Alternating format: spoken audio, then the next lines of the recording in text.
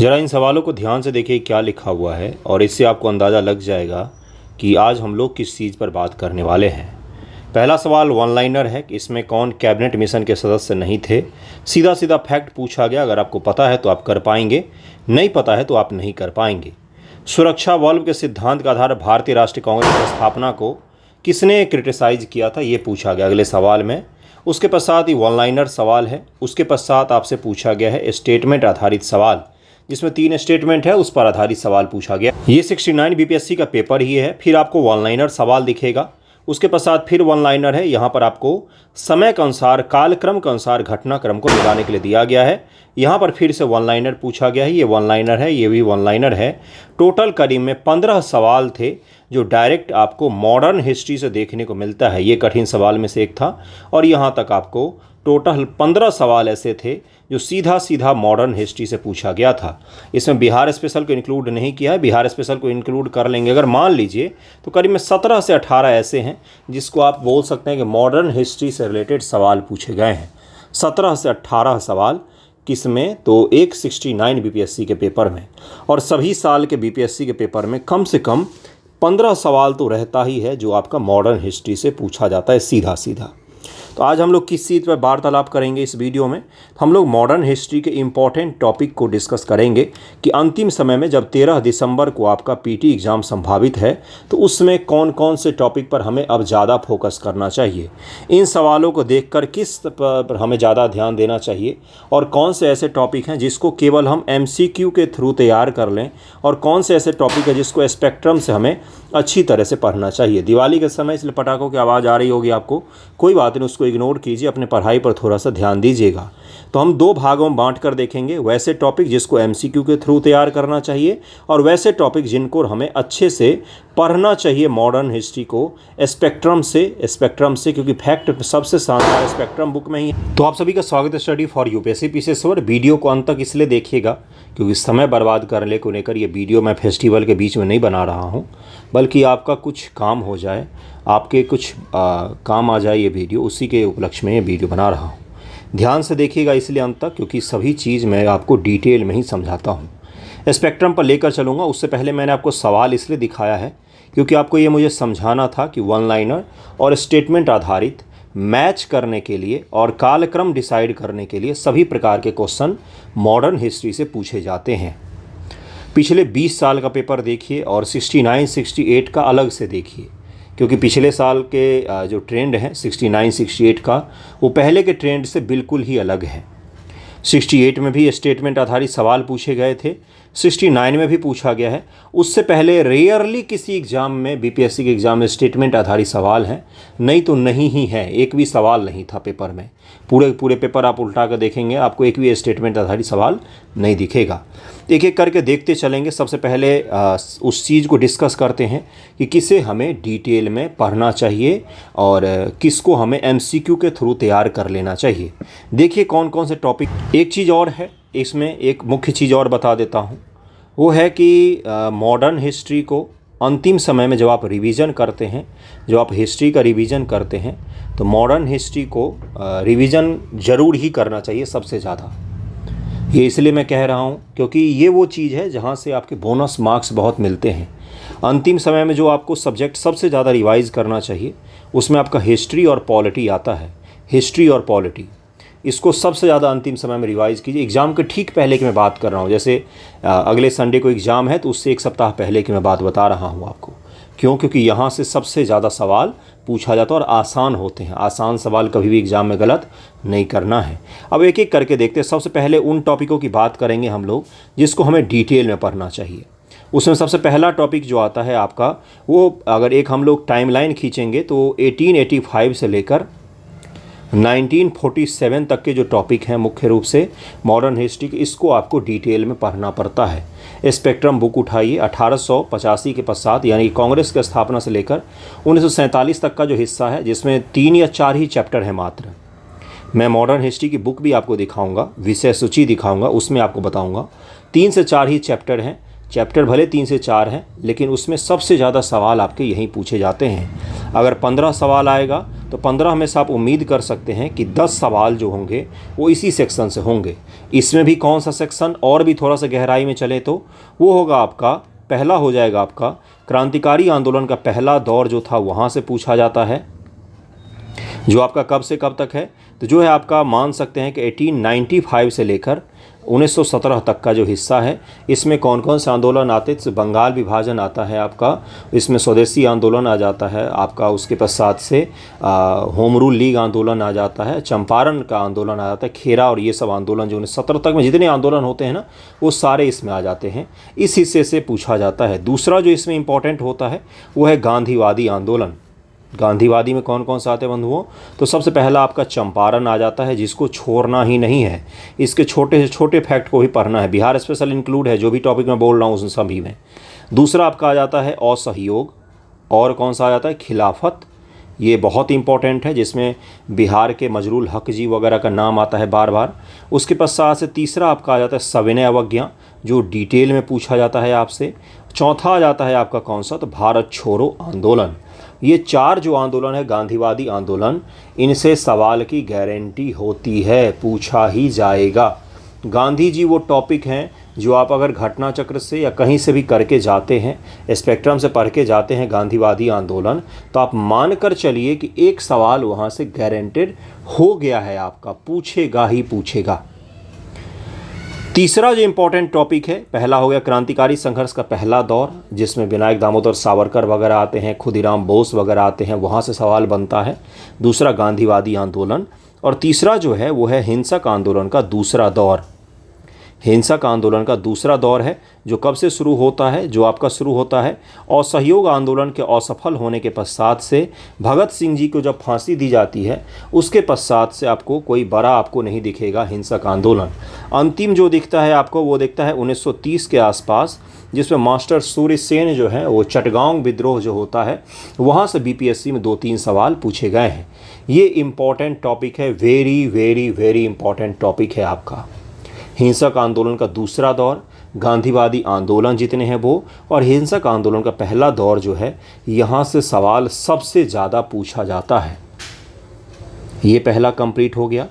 उसके पश्चात अब सवाल कहाँ से आता है, 1940 के बाद से 1947 तक, जिसमें लेनिथगो का सुझाव आता है, अगस्त प्रस्ताव है, उसके पश्चात से क्रिप्स मिशन है, कैबिनेट मिशन है।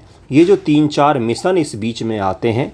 और एक और टॉपिक है, पहला तो हो गया मिशन हो गए 3-4, जिसमें कैबिनेट मिशन, क्रिप्स प्रस्ताव मैंने बोला, उसके पश्चात से अगस्त प्रस्ताव आता है, ये सब चीज़ें हैं। उसके पश्चात से एक और है इसमें टॉपिक INA। छोटे छोटे टॉपिक हैं ये, जैसे जितने मिशन हैं 1940 के पश्चात से वो आप 1 घंटे में रिवाइज कर सकते हैं, कुछ नहीं, उनमें नाम देखिए, कब आया देखिए, और क्या प्रस्ताव रखा था, ये 3 चीज़ें देखनी है। जैसे क्रिप्स मिशन है, ये कब आता है, मार्च 1942। इसके सदस्य कौन कौन है, 3 सदस्य हैं मान लीजिए, उन 3 में से फिर कैबिनेट मिशन में भी सदस्य शामिल होते हैं, ये आपको पता होना चाहिए। इसने क्या प्रस्ताव रखा था, कांग्रेस ने क्या उस प्रस्ताव को सहमति दी, और मुस्लिम लीग ने उसको क्या सहमति दी, बस ये देखना है हमें। ये टॉपिक हमारा कंप्लीट हो गया। इसके अलावा कुछ इसमें देखना ही नहीं है इस टॉपिक में। आपको लग रहा होगा कि मैं क्या बता रहा हूँ, लेकिन अंतिम समय जो आप रिवीजन करते हैं बिल्कुल पीक टाइम में, अभी पीक टाइम ही आपका शुरू हो गया है, छठ में और दीपावली के बीच आप पढ़ाई कर रहे हैं, तो वो आपका पीक टाइम ही है। इस दौरान क्या रिवाइज करना है आपको, कुछ भी नहीं। क्रिप्स मिशन खोला, कब आया, कौन कौन सदस्य थे, क्या प्रस्ताव दिया, कांग्रेस ने उस पर क्या प्रतिक्रिया दी, और मुस्लिम लीग ने क्या प्रतिक्रिया दी, हो गया, ये टॉपिक कंप्लीट हो गया। उसके अलावा कुछ भी नहीं पढ़ना है इस टॉपिक में। कैबिनेट मिशन है, कब आया है कैबिनेट मिशन, सबसे पहला कब आया, सबसे पहला यही देखना है कि क्या देखना है कि व्हेन, कब आया भाई। उसके बाद से क्या देखना है कि कौन कौन इसमें शामिल था, ठीक है। क्रिप्स मिशन में जो शामिल थे क्या वो इसमें भी शामिल थे। उसके बाद से इसने क्या प्रस्ताव रखा, क्या प्रस्ताव रखा इसके, और क्या क्या माना गया उसके प्रस्ताव में से, कैबिनेट मिशन के प्रस्ताव से क्या माना गया, कांग्रेस ने क्या माना, मुस्लिम लीग ने क्या माना, बस बात ख़त्म हो गया है। इसके अलावा कुछ भी नहीं पढ़ना है इस टॉपिक में। ये आपका जो मैंने बताया 1900 ईस्वी से लेकर 1947 तक में 3 हिस्सों में अगर आपने टॉपिक डिवाइड करके पढ़ा तो इससे बाहर मॉडर्न हिस्ट्री के 15 में से 10 सवाल आपको इसी में से मिलेंगे, इसके बाहर के नहीं मिलेंगे। 5 सवाल कहाँ कहाँ से आते हैं, 5 से 6 सवाल जो हैं जिसके लिए आपको MCQ के थ्रू तैयार करना पड़ता है, क्योंकि वो भी काफ़ी ज़्यादा महत्वपूर्ण होते हैं। MCQ के थ्रू तैयार करने वाले टॉपिकों को भी मैं दिखाऊंगा आपको, जिसमें से पहला है भारत में, वो है यूरोपियों का आगमन।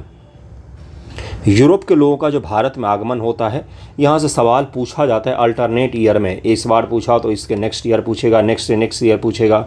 हम लोग सबसे ज़्यादा समय आप लोग इसी पर बर्बाद कर देते हैं, शुरू करते हैं यहाँ से लेकर और घसना शुरू करते हैं उत्तर मुगल से लेकर 1857 तक आते आते आपकी आधी एनर्जी तो ख़त्म हो जाती है इसी हिस्ट्री को याद करते करते, जबकि ये सबसे कम इम्पॉर्टेंट हिस्ट्री है मॉडर्न हिस्ट्री में।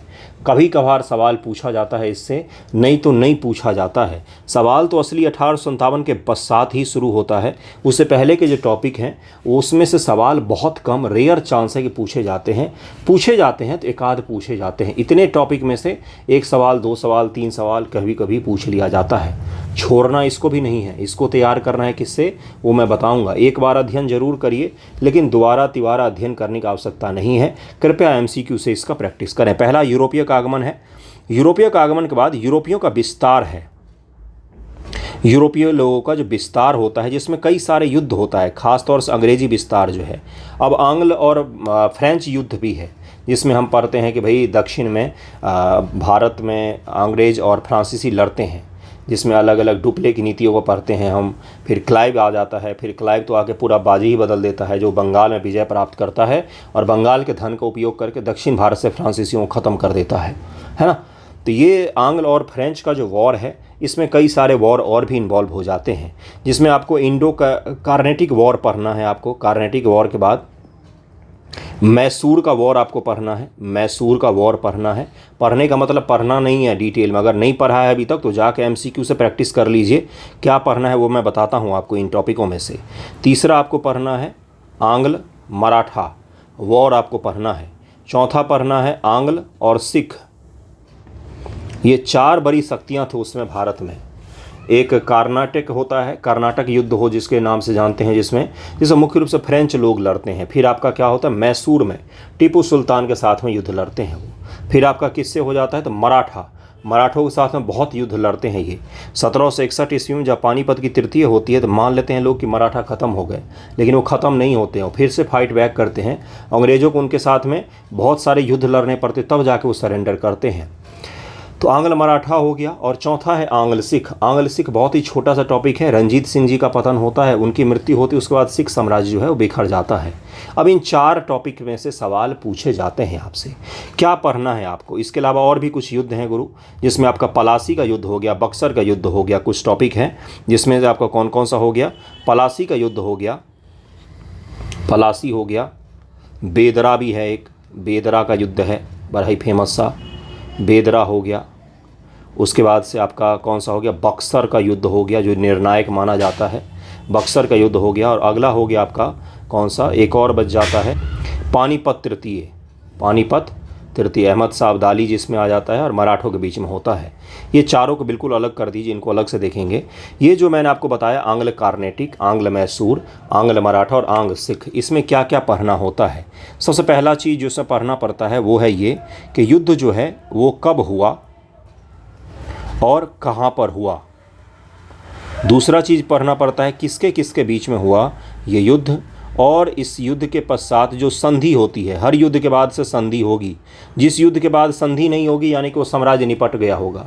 जैसे आंग्ल मैसूर का जो सबसे अंतिम युद्ध है उसके बाद कोई संधि नहीं, यानी कि मैसूर ख़त्म हो गया है ना।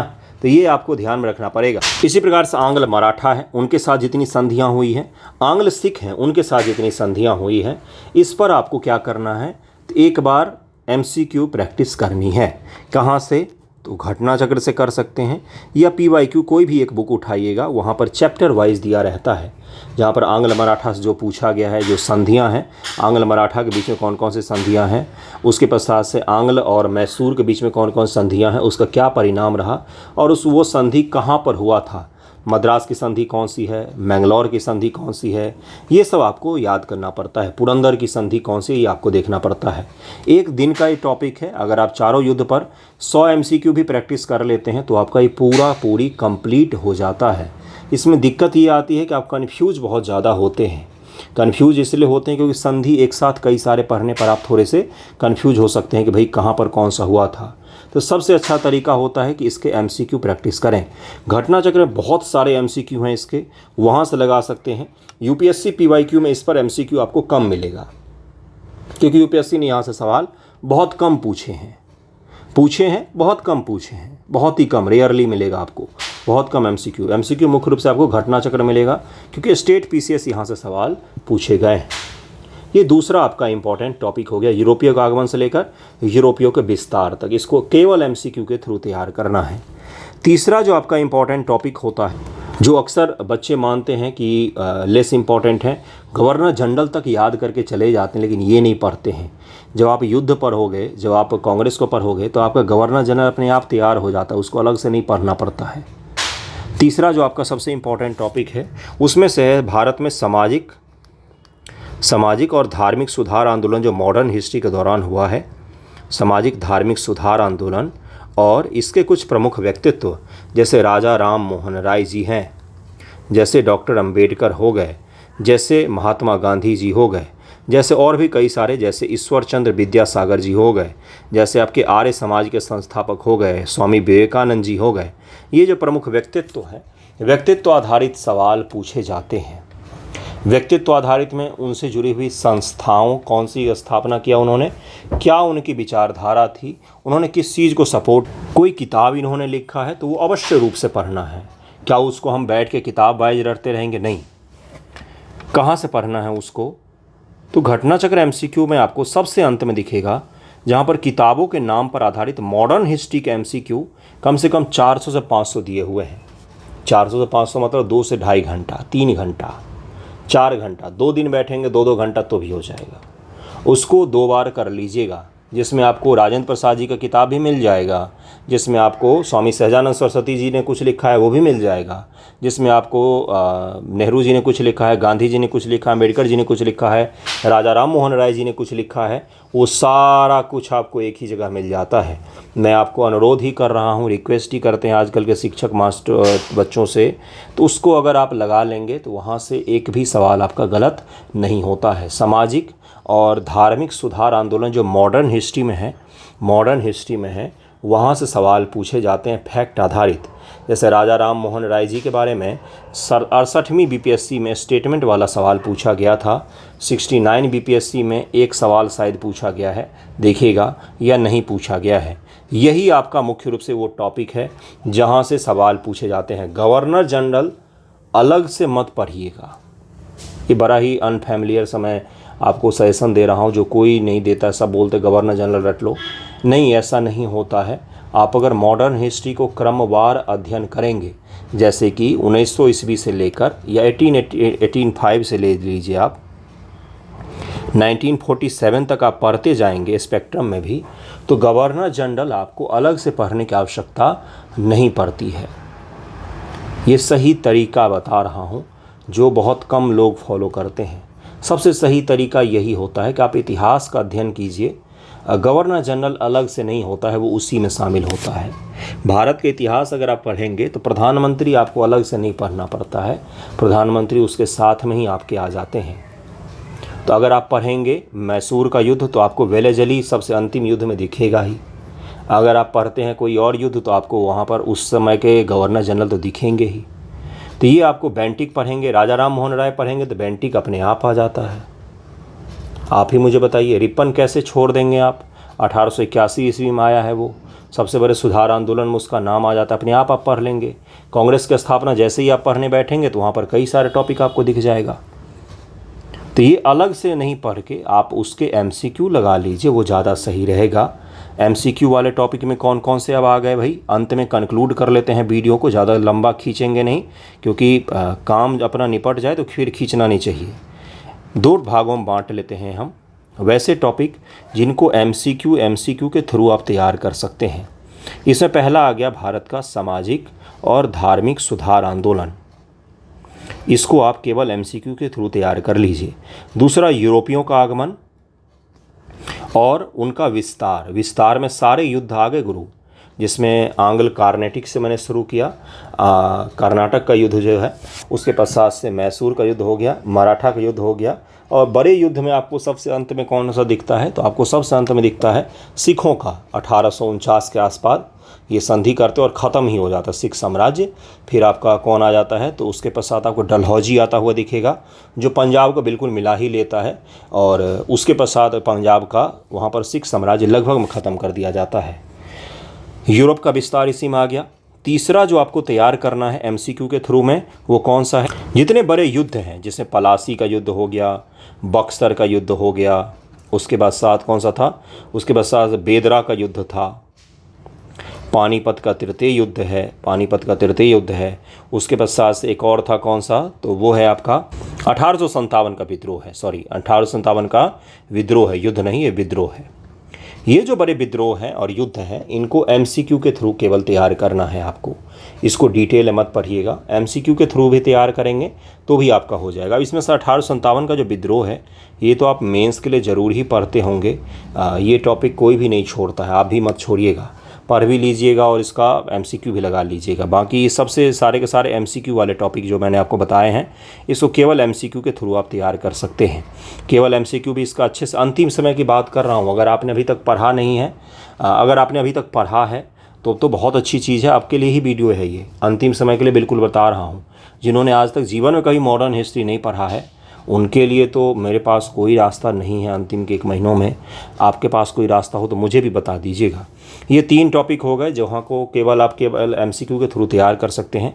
एक और टॉपिक है इसमें साहित्य, मॉडर्न हिस्ट्री का, जो बहुत ज़्यादा पूछा जाता है, हद से ज़्यादा। एक सवाल लगभग में हर साल टकराते हैं साहित्य वगैरह से, अल्टरनेट ईयर में तो पूछा ही जाता है। जैसे 65वीं बीपीएससी में पूछा था, बीपीएससी ने बड़ा ही शानदार सा सवाल, वो था कौन, तो वो था देशेर कथा के बारे में पूछा गया था, देश की कथा। तो ये बड़ा ही अद्भुत सवाल था। फिर उसके बाद यूपीएससी ने बीपीएससी का क्वेश्चन रिपीट किया था बाद में, तो देशेर कथा वगैरह। तो साहित्य ज़रूर पढ़ के जाएं, इसको बिल्कुल ना छोड़े। ये सारे एमसीक्यू वाले टॉपिक हो गए, जिनका डिटेल में अभी भी आपको रिवीजन करना चाहिए। वो टॉपिक कौन सा है जहाँ से सबसे ज़्यादा सवाल बनता है, 10-12 सवाल बनते हैं वहाँ से, वो है आपका 1885 से लेकर 1947 तक का, जिसको 3 भागों में मैंने बांटा था आपकी सुविधा को लेकर। जिसमें पहला भाग मैंने रखा था कि भाई इस हिंसक संघर्ष का पहला दौर, दूसरा मैंने रखा था गांधीवादी आंदोलन, और तीसरा मैंने रखा था कौन सा, तो हिंसक संघर्ष का दूसरा दौर, हिंसक संघर्ष का दूसरा दौर। ये था पहला दौर, ये दूसरा दौर। और एक और था इसमें, जिसे मैंने बोला था 1940 के बाद जितने मिशन आए हैं उसको कंक्लूड ज़रूर ही कर लीजिएगा। 1-1 घंटे का टॉपिक है। अगर आप हिंसक संघर्ष का पहला दौर पढ़ने बैठेंगे तो 2 घंटे का टॉपिक है, मात्र 2 से ढाई घंटा, जिसमें घटनाएं पढ़नी है आपको, कारण पढ़ना है आपको, और क्या पढ़ना है कि इसमें घटनाएं कौन कौन सी हुई और बिहार में कौन सी घटनाएं हुई। जैसे बिहार में एक मुजफ्फरपुर कांड बड़ा फेमस है इस समय का, खुदीराम बोस जी का नाम आता है, तो बस हो गया बिहार स्पेशल में खुदीराम बोस हैं। प्रफुल्ल चाकी जी का नाम आता है, कहाँ पर, तो मुजफ्फरपुर में। जज के ऊपर में इन्होंने बम फेंकने की कोशिश की लेकिन नहीं फेंक पाए। फिर बाद में खुदीराम बोस आत्महत्या कर लेते हैं और खुदीराम बोस को फांसी दी जाती है और प्रफुल्ल चाकी जो है वो आत्महत्या कर लेते, पकड़े नहीं जाते पुलिस के हाथों। तो ये पहला दौर में बिहार में एक ही क्रांतिकारी आंदोलन दिखता है हमें। दूसरे दौर में हमें बिहार में कुछ क्रांतिकारी आंदोलन दिखता है।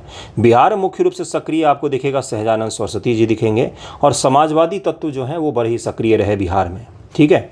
बाकी असहयोग आंदोलन बिहार का योगदान है, वहाँ पर भी कुछ लोगों के नाम आते हैं। सबने अवज्ञा में कृष्ण बाबू का नाम आता है, उसका अनुग्रह बाबू का नाम आता है। फिर आपको किनका नाम दिखेगा, तो जेपी का नाम फिर बिहार में समाजवादी आंदोलन। और फिर आज़ाद दस्ता, ये बिहार स्पेशल की मैंने सारी चर्चा कर दी है। आज़ाद दस्ता बिहार में ही गठित किया जाता है, तराई भागों में, उत्तरी बिहार और नेपाल के तराई भागों में गठित की जाती है। और ये हिंसक था, समाजवादियों में भी हिंसक था ये, है ना। ये गोली बम बारूद का भी इस्तेमाल करते थे 1942 के आसपास में। तो ये जो नाम है बिहार स्पेशल का, इसको आप पीवाईक्यू के थ्रू ही तैयार करें। बिहार स्पेशल के लिए पीवाईक्यू के अलावा कुछ भी सोर्स ना रखें। फिर आप मुझे बोलोगे कि जो एक सवाल पूछा गया था पिछली बार कि गांधी जी को जहर देने की कोशिश की गई थी तो किसने बचाया, इस प्रकार के सवाल कहाँ से तैयार करें। कहीं से भी तैयार मत कीजिए, छोड़ दिया कीजिए। एक सवाल के पीछे आप बाकी के 149 सवालों को इग्नोर मत कीजिए, 149 सवालों पर ध्यान दीजिए। एक आध ऐसे सवाल होंगे ही होंगे पीटी एग्ज़ाम में जो आपने कभी नहीं सुना होगा, कितना भी आप पढ़ लें, क्योंकि भाई सिविल सर्विसेज का एग्ज़ाम है ये। एक दो सवाल तो ऐसे होंगे ही होंगे जो आपने कभी नहीं सुना होगा। हमें उस पर ध्यान ही नहीं देना, हमें ध्यान किस पर देना है, 147 148 सवालों पर ध्यान देना है। जो हमारा सुना हुआ है, जो हमारा पढ़ा हुआ है, उसमें गलत नहीं होना चाहिए। ठीक है, तो बिहार स्पेशल केवल PYQ से 1885 से 1947 को अच्छे से पढ़ना है, जिसमें गांधीवादी आंदोलन को बिल्कुल चाट जाना है, हिंसक संघर्ष दोनों को चाट जाना है। उससे पहले के जो भी टॉपिक हैं उसको केवल MCQ से भी तैयार कर लें, अंतिम समय में रिवीजन कर लें तो मोर देन एनफ होगा। रिवीजन मस्ट होता है। बस इतना ही रहा मॉडर्न हिस्ट्री का इंपॉर्टेंट टॉपिक। और मैं भी आपको MCQ करवाऊंगा। अपने चैनल पर हिस्ट्री MCQ नाम से प्लेलिस्ट है, जिसमें आपको जो साहित्य वाले मैंने MCQ बताए हैं या घटना चक्र के जो मैंने MCQ बताए हैं वो सारे कंप्लीट किए हुए हैं मैंने, सारे के सारे A to Z गारंटेड है, सारे के सारे A to Z। आप उसको जाकर देखिएगा, वहाँ से भी काफ़ी कुछ सीखने को मिल सकता है आपको। नए MCQ भी मैं करवा दूंगा, लेकिन वो वाले ज़रूर जाकर देखिएगा। तो ये था आपका मॉडर्न हिस्ट्री का इंपॉर्टेंट टॉपिक का वीडियो। आई होप आपको बहुत कुछ समझ में आया होगा। थैंक यू सो मच आप सभी का वीडियो देखने के लिए।